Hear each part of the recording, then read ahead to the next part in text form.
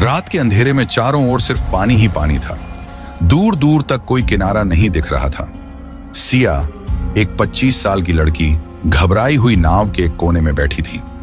उसके कपड़े गीले थे, बाल बिखरे हुए थे और आंखों में डर साफ झलक रहा था। उसके पास सिर्फ एक चीज थी, ब्रूनो, उसका प्यारा कुत्ता, जो भीगी हुई हालत में उसके पास दुबका बैठा था। अब हम क्या करेंगे ब्रूनो?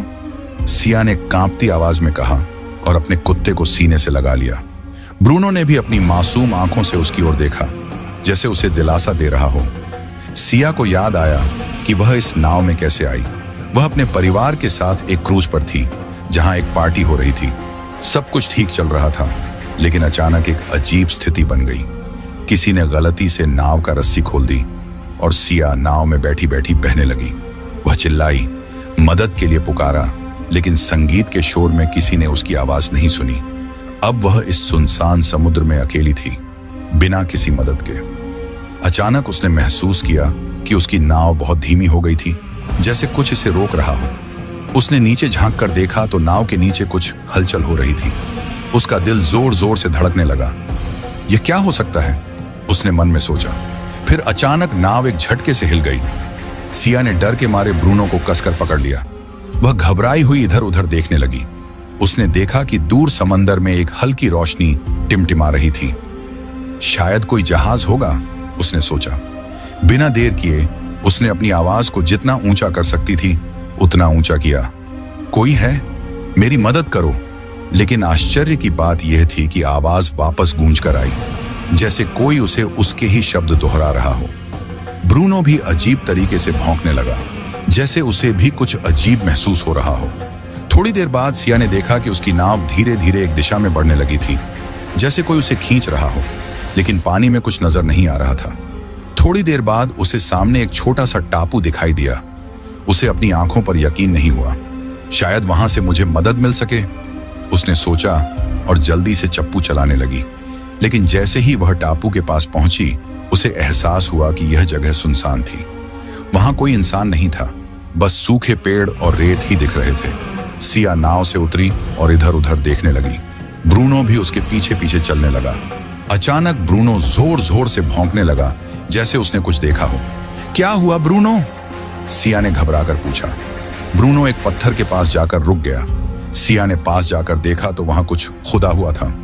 एक पुराना लकड़ी का बोर्ड जमीन में आधा दबा था, जिस पर लिखा था, जो इस द्वीप पर आया वह वापस नहीं जा सका। सिया के पैरों तले जमीन खिसक गई।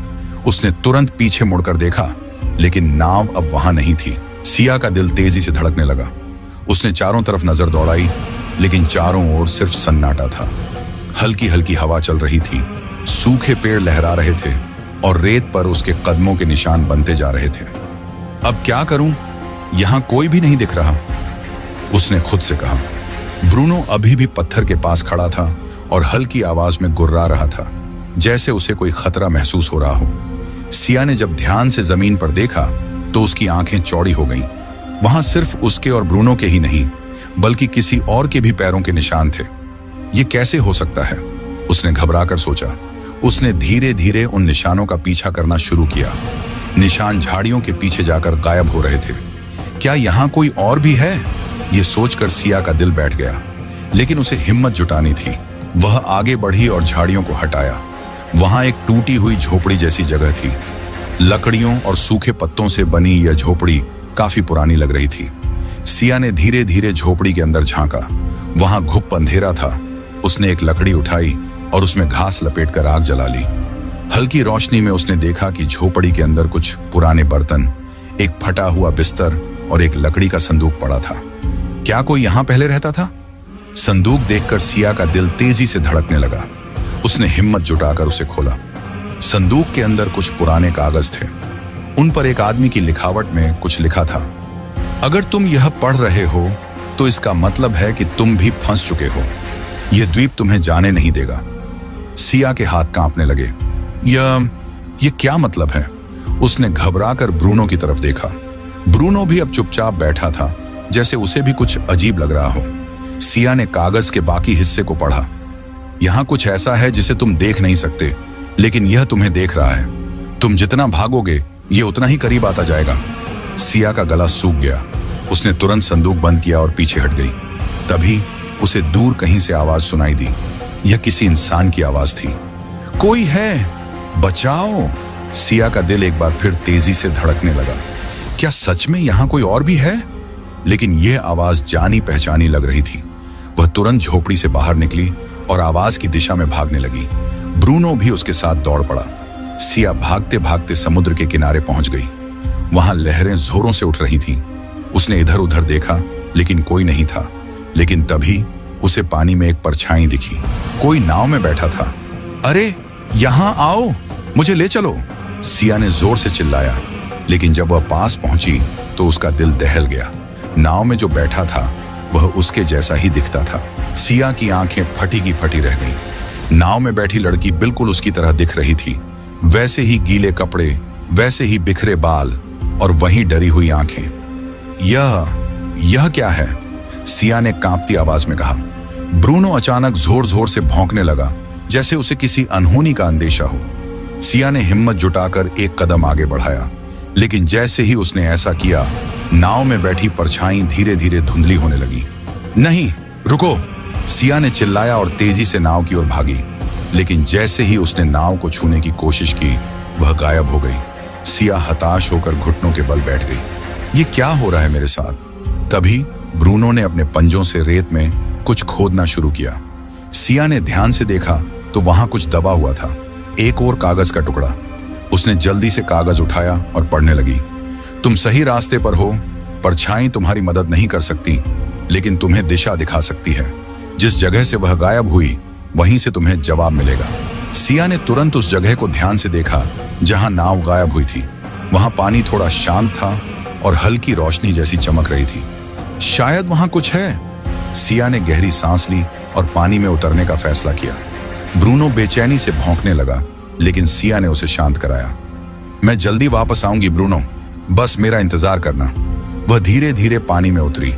जैसे ही उसने उस जगह को छुआ, अचानक उसे ऐसा महसूस हुआ कि कोई उसे खींच रहा हो। वह डर के मारे चिल्लाने लगी, लेकिन अगले ही पल वह खुद को एक अजीब जगह पर पाती है, समंदर के अंदर, लेकिन बिना पानी के। सिया ने चारों ओर देखा। वह एक अजीब गुफा में थी, जिसकी दीवारें चमक रही थीं। हवा में हल्की सी नमी थी और दूर कहीं से किसी के चलने की हल्की हल्की आवाज आ रही थी। कोई है? सिया ने धीरे से पूछा। अचानक एक बूढ़ा आदमी सामने आया। उसकी सफेद दाढ़ी थी और वह एक पुरानी पोशाक पहने हुए था। तुम्हें यहां नहीं आना चाहिए था बच्ची, बूढ़े आदमी ने कहा। कौन हो आप और मैं यहां कैसे आई? बूढ़े आदमी ने गहरी सांस ली और कहा, यह द्वीप तुम्हें फंसा सकता है, लेकिन अगर तुम चाहो तो इससे बाहर निकल भी सकती हो, पर उसके लिए तुम्हें एक कठिन परीक्षा देनी होगी। सिया के रोंगटे खड़े हो गए। कैसी परीक्षा? बूढ़े आदमी ने उसकी तरफ देखा और कहा, तुम्हें यह तय करना होगा कि तुम बचना चाहती हो या इस द्वीप का हिस्सा बनना चाहती हो। सिया के दिमाग में हजारों सवाल घूम रहे थे। इस द्वीप का हिस्सा बनना मतलब? बूढ़े आदमी ने गहरी सांस ली और कहा, यह द्वीप सिर्फ उन्हीं को छोड़ता है जो इसकी सच्चाई को समझ लेते हैं। जो डर जाते हैं वे हमेशा के लिए यहीं रह जाते हैं। सिया की सांसें तेज हो गईं। मैं यहां नहीं रहना चाहती, मुझे अपने घर जाना है। बूढ़ा आदमी हल्की मुस्कान के साथ बोला, तो तुम्हें 3 सवालों के जवाब देने होंगे। अगर तुम सही जवाब दे पाई तो द्वीप तुम्हें जाने देगा, लेकिन अगर तुम गलत जवाब दी तो। उसने वाक्य अधूरा छोड़ दिया, लेकिन सिया समझ गई कि दांव कितना बड़ा था। मैं तैयार हूं, उसने हिम्मत जुटाकर कहा। बूढ़ा आदमी आगे बढ़ा और एक दीवार की तरफ इशारा किया। वहां एक पुरानी सील लगी हुई थी जिस पर कुछ लिखा था, अगर तुम्हारे पास एक नाव, एक चप्पू और एक दिशा है, लेकिन हवा तुम्हारे खिलाफ है, तो क्या तुम किनारे तक पहुंच सकते हो? सिया ने कुछ पल सोचा, फिर जवाब दिया, हाँ, अगर मैं हिम्मत और धैर्य से चप्पू चलाती रहूं तो धीरे धीरे किनारे तक पहुंच सकती हूं। बूढ़े आदमी ने मुस्कुराकर सिर हिला दिया। सही जवाब। बूढ़े आदमी ने दूसरी दीवार की तरफ इशारा किया। वहां एक और पहेली लिखी थी, अगर तुम्हारे पास सिर्फ एक मौका हो और तुम नहीं जानती कि वह सही है या गलत, तो क्या तुम आगे बढ़ोगी? सिया ने गहरी सांस ली और सोचा, अगर मैं वहीं रुक गई तो मैं कभी नहीं जान पाऊंगी कि मौका सही था या गलत, इसलिए मुझे आगे बढ़ना ही होगा। बूढ़े आदमी ने सिर हिलाया। सही जवाब। बूढ़ा आदमी अब गंभीर हो गया। उसने तीसरी दीवार की तरफ इशारा किया। वहां लिखा था, अगर तुम्हें चुनना हो कि तुम्हें जाना है या रहना है, लेकिन जाने के लिए तुम्हें अपने सबसे प्रिय को छोड़ना पड़े, तो तुम क्या करोगी? सिया का दिल धड़क उठा। उसने तुरंत ब्रूनो की ओर देखा। नहीं, मैं इसे छोड़ नहीं सकती। बूढ़ा आदमी चुपचाप देखता रहा। सिया की आंखों में आंसू आ गए। अगर इस द्वीप से निकलने के लिए मुझे ब्रूनो को छोड़ना पड़े तो मैं नहीं जाऊंगी। वह सिर्फ एक कुत्ता नहीं है, वह मेरा परिवार है। जैसे ही उसने यह कहा, पूरी गुफा में रोशनी फैल गई। बूढ़े आदमी ने एक गहरी सांस ली और कहा, यही था असली जवाब। अचानक बूढ़ा आदमी धीरे धीरे गायब होने लगा। यह क्या हो रहा है? सिया घबरा गई। बूढ़े आदमी की आवाज गूंजने लगी, तुमने परीक्षा पास कर ली सिया। इस द्वीप का राज यह है कि यह सिर्फ उन्हें जाने देता है जिनके पास सच्ची मोहब्बत और साहस होता है। तुमने अपने डर को हराया और अपने प्रियजन को नहीं छोड़ा। अब द्वीप तुम्हें जाने देगा। सिया ने देखा कि गुफा की दीवारें गायब हो रही थीं और उसके सामने वही समुद्र का किनारा आ गया था। सिया ने देखा कि उसकी नाव वापस आ गई थी। ब्रूनो, हम बच गए, उसने खुशी से कहा और उसे गले लगा लिया। ब्रूनो ने भी खुशी से पूंछ हिलाई। सिया तुरंत नाव पर चढ़ गई और चप्पू चलाने लगी।